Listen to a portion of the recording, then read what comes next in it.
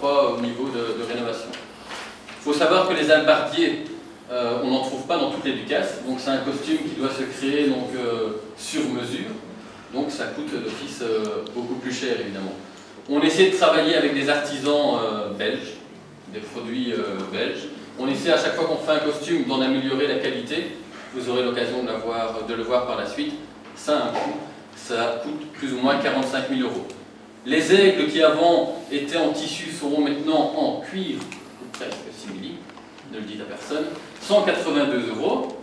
Les guêtres pour les hommes d'armes, 36 €. Donc là on a parfait des nouvelles guêtres qui vont coûter 36 €. C'est l'entretien, la réfection des anciennes guêtres. Pour les fanions, on a avancé déjà 150 € et la broderie, vous la verrez par la suite, 375 €.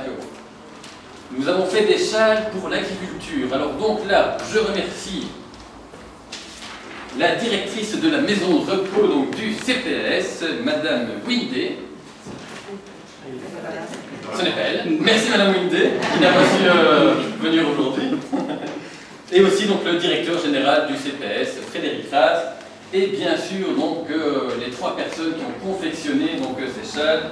J'entends donc Suzanne de Pestel, Roland Fontaine et Janine Blanchard. Merci à elles. Elles sont là. Donc,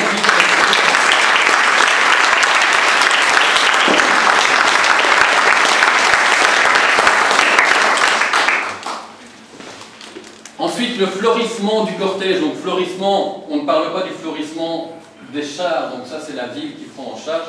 Nous, c'est le florissement de certains éléments du cortège, comme le bâton de Saint-Christophe, la corne d'abondance de la déesse sur le char de l'agriculture, les couronnes des déesses sur le char de l'agriculture, et aussi donc tous les œillets que les petites filles lancent chaque fois que le char de l'horticulture avance.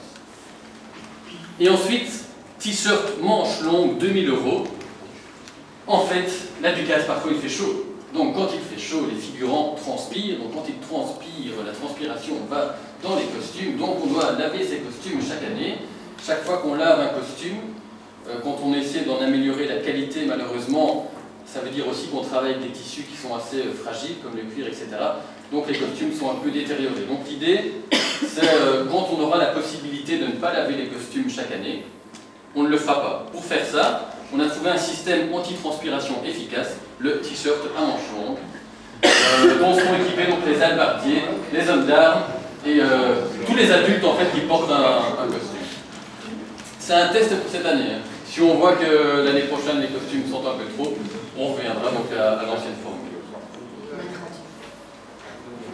Voilà, donc on va passer maintenant, avant de vous dire merci,